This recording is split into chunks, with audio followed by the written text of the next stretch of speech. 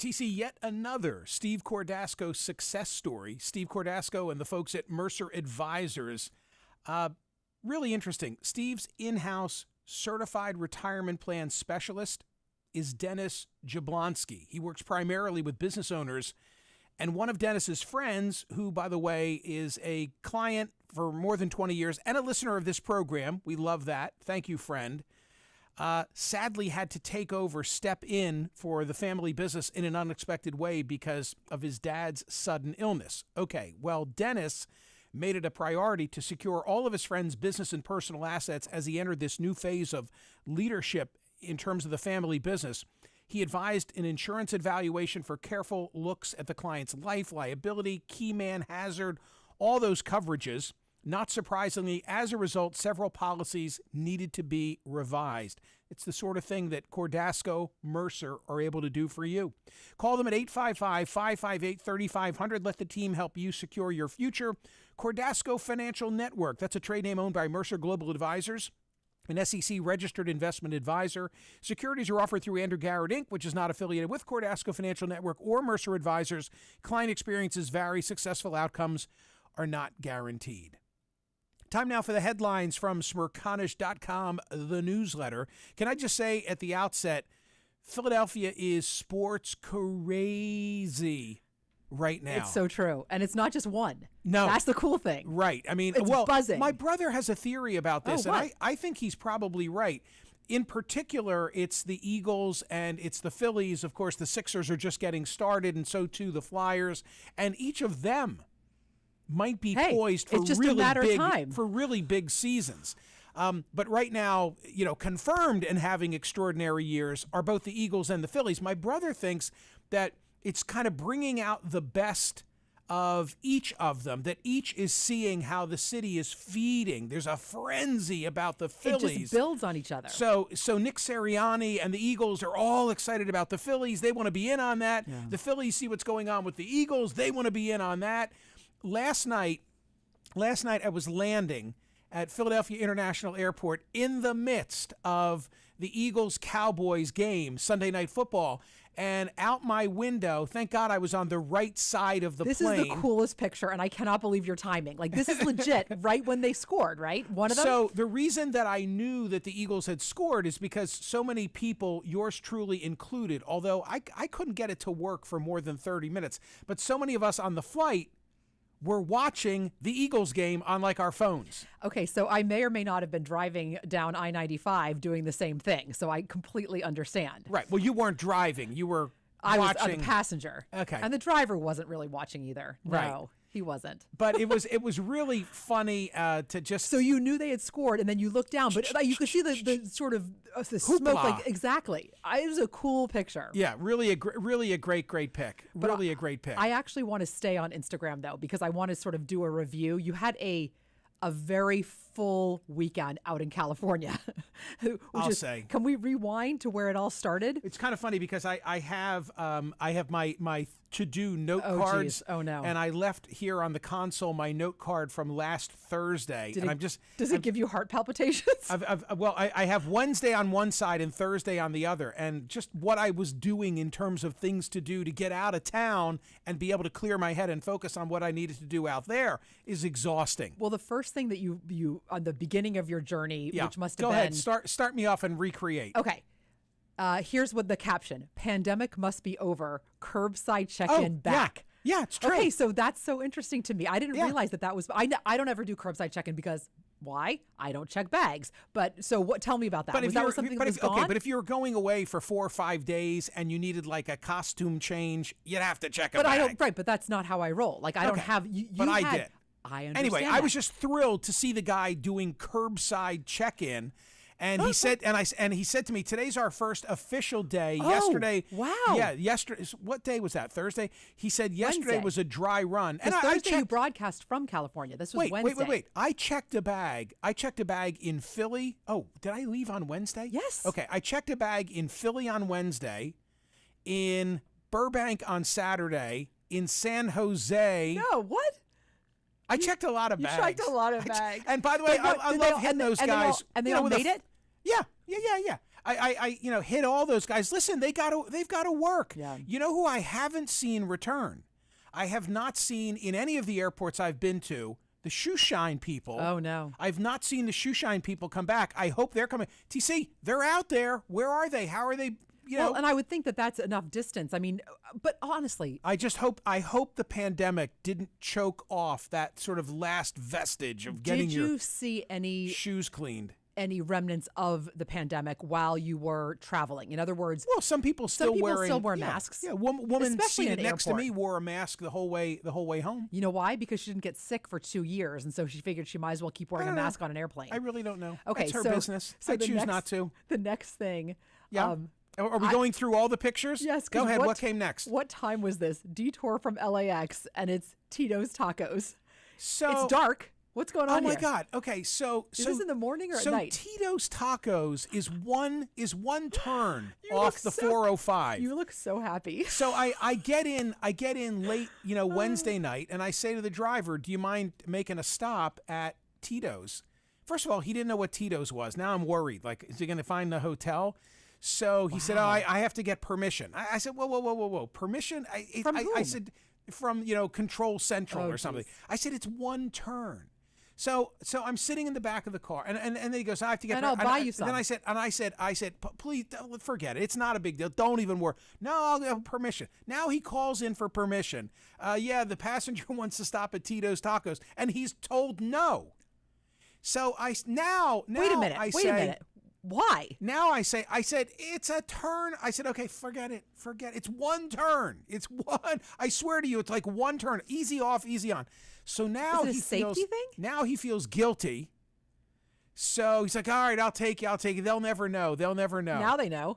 So now he takes me over to Tito's, and I'm so nervous about the driver, wolf down, a pair of tacos. Oh, so it really wasn't the pleasant experience that you were hoping it would be. But they were so damn good. So good. And I offered to hook him up, and I greased him for doing it and so forth. Yeah. No, you're good at that. Yeah. All right. What else? Okay. So after Tito's, you did put a little promotion on about real time. But the next video that was on was our YouTube. I guess. No, it was part of the show because we did a show over Zoom live from the SiriusXM studios, which was lit up in purple. And apparently not in my honor. Right, it was on just brand. like one of the colors that the SiriusXM studios in Los Angeles, they're actually in West Hollywood, are really terrific and modern and sleek and underutilized. They have all of these great studios. Wait a minute, but is it just because of the time of day? You're there early.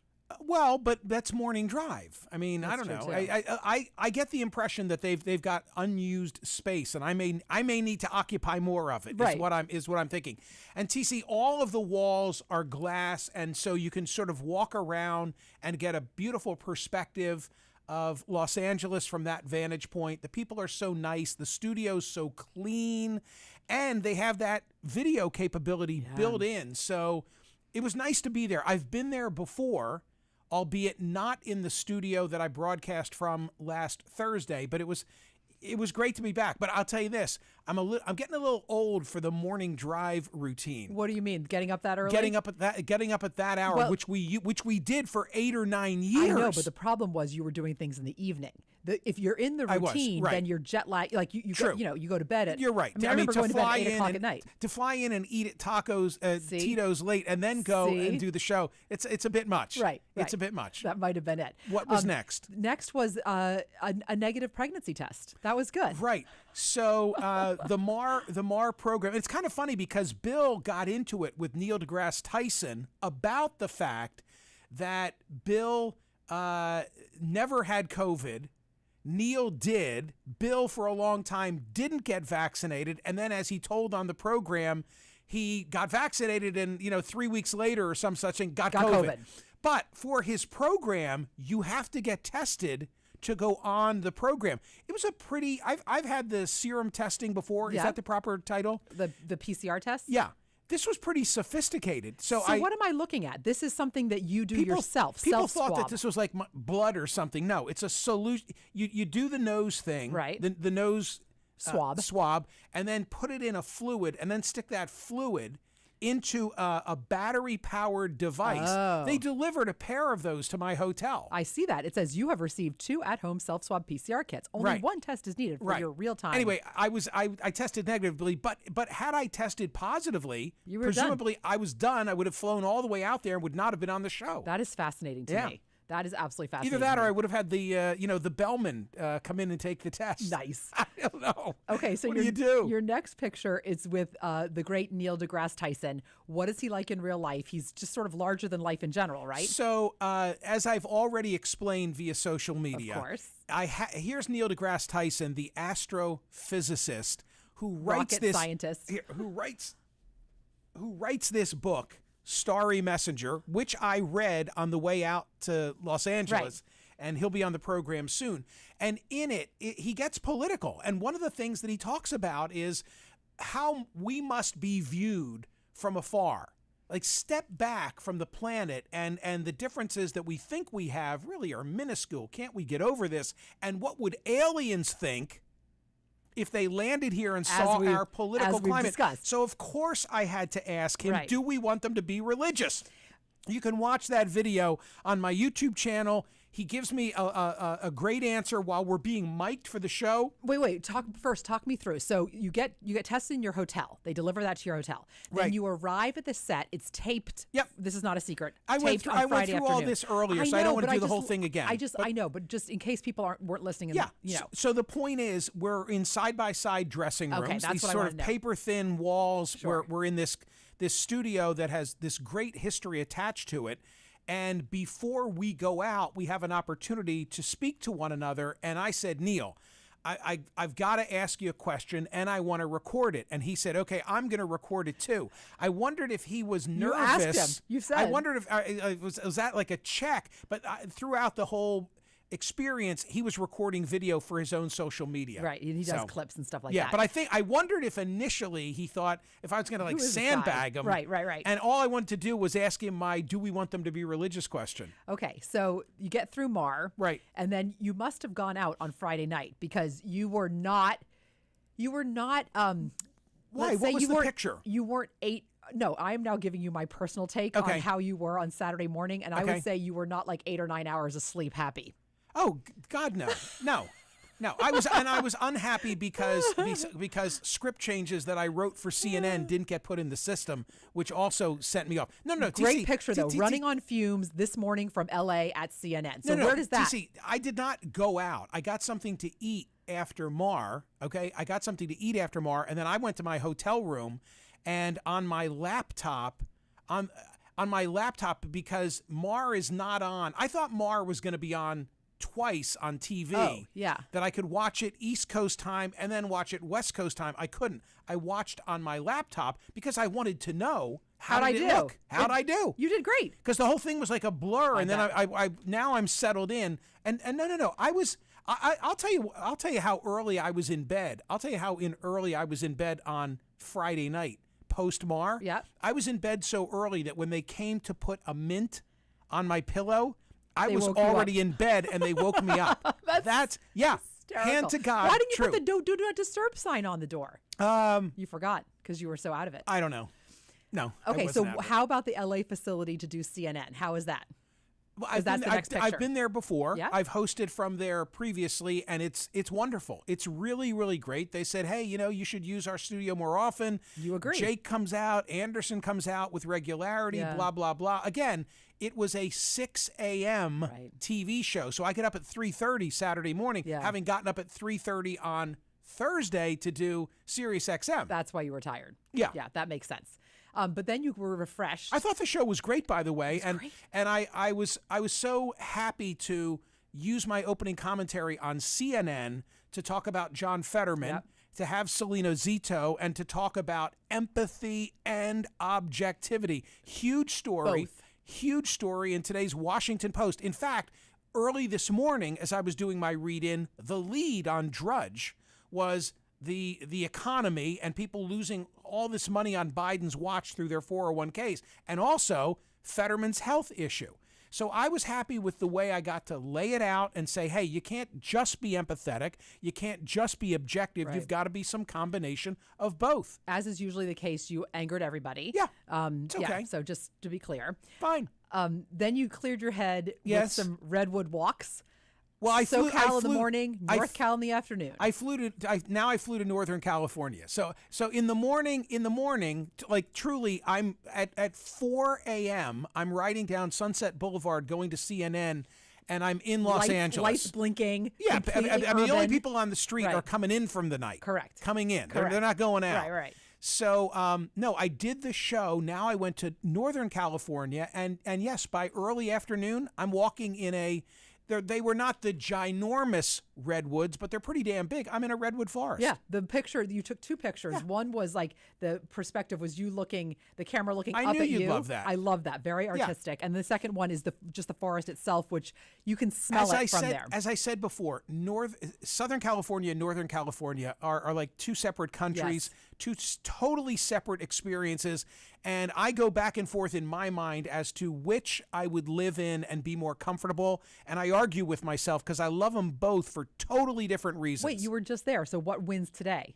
I think what I would do is I would live in Northern California and spend a lot of weekends in Southern California. That's interesting. I don't think I would live in Southern California. I think I would live in the nature and the environment of Northern California is just extraordinary. So many places to go, and within minutes you're in a totally different climate. Yeah. It's fun and it's healthy. Tell me about robot coffee. I would be a granola cruncher too. Tell me about robot coffee. Okay, now I'm already on my way home. Yeah. So there's a machine at this. First of all, Terminal 1, TC. I didn't know that's where it was. Terminal 1. Oh, there's another picture from there is the Harvey Milk named terminal. Right. It cost $1 bazillion. Literally. It's the most spectacular airport terminal that I've ever been in. And I arrived yesterday. I arrived intentionally a little early at the airport because I needed to work. I needed to prepare for today's radio program, and I knew that I could comfortably work there because of the furniture, the power connections. Like Philadelphia, oh my God, are we in the dark ages? So two things I want to say. One, I've so often arrived in San Francisco and you're in a hurry to go get your bag. The American terminal is Terminal 1. But as you're walking from your gate to where you get your luggage, there is a Harvey Milk, the supervisor who was murdered in office, gay right icon. Sean Penn played him beautifully in a movie. Did he get an Oscar for that? I think he did. Don't hold me to it. Anyway, you walk by and you look through glass and you see this exhibit. Well, I had time on my hands when I arrived, and this time I was able to go into the exhibit. Oh. It's not enormous, but it's really nice, and I took a picture of it and I put it on there. So if you're flying through San Francisco, check it out in Terminal 1. And yes, I had coffee made by a robot. And I think I said it was terrific, although it was caffeinated because they didn't have a decaf option. And you chose the caffeinated? I chose it because I wanted the robot to make my coffee. Oh, geez. And I said, like, this probably puts 2 or 3 people out of work. You did say that. You did say that. So this is purportedly the news, the headline section and we really haven't gotten to any headlines, but there are a handful from Los Angeles. Tell me. That I want to make sure people know. One is California extends digital license plate option to everyone. Did you see any digital license plates while you're out there, or is this brand new? It's not just California, but California is like the biggest experiment with it. But there are a number of things that happen when you have a plate, not the least of which is if your car is stolen, you can throw a switch somehow, and then everybody will know it's a stolen car. Oh, my gosh. Yeah. That's worth it. Yeah. It's a great story. Read it. That's why I flagged it at Smerconish.com. Another one from the LA Times, or from LA. This one from the LA Times. LA's Black Latino Alliance has always been fragile. Can it survive racist recordings? Well, and how about the poll question from yesterday at Smerconish.com? This was the Sunday poll. Is the type of racism exhibited by members of the Los Angeles City Council unique to the City of Angels? 95.64% of more than closer to 12,000 said no. In other words, there's nothing unique about LA except it was taped in LA. And I'm laughing thinking about the day, I guess it was maybe a week ago today, where I said Tommy Tuberville said this. Who was the other one? Kanye West. Kanye West said this. You know, there's a story in Los Angeles. I'm not going to put it in the poll because nobody knows of it. And now look where we are. It's been everywhere and discussed by so many. One more story from... Well, I was going to get into the Jerry Falwell sex one, which isn't exactly L.A., but I just wanted to... Why? What does that have to do with... Well, it more has to do with episode 14 of TC After Dark, which was called Let's Talk About Sex, and where I talked to a clinical psychologist and sex therapist about the Jerry Falwell Jr. at that point allegations, which are now true, which is about voyeurism. So it was sort of my venture into TC After Dark as a sex show. And I thought I'd bring that up. That was episode 14. That was short-lived. It was short-lived. Yeah. Maybe you'll go back to that. It didn't reach a lot of happiness in the family, so I my parents disapproved, and I still care. So I had to reverse course. Are we getting him on the program, by the way? Jerry Falwell? No. The pool boy. Yes, absolutely. He's in the deep end, as I said in the headline that I wrote for the newsletter. Okay, go ahead. No. I book and book, as I tell you. Book and book. Yeah, book and book. Poll question today at Smerconish.com. I love this. Who will be Donald Trump's MAGA successor? There's competition. Don Jr., Ron DeSantis, Tulsi Gabbard, Carrie Lake, Kristi Noem, or other. I tried to make it an exhaustive list, but there's always somebody out there who says, well, what about this? Okay, other. Who's the successor? The movement's not going to end with Donald Trump. Isn't that clear? Just look at Carrie Lake and the conversation that we had earlier. So who's the person who sort of takes the mantle from Trump? Go answer that at Smerconish.com. Thank you for listening. Thank you for watching. See you tomorrow.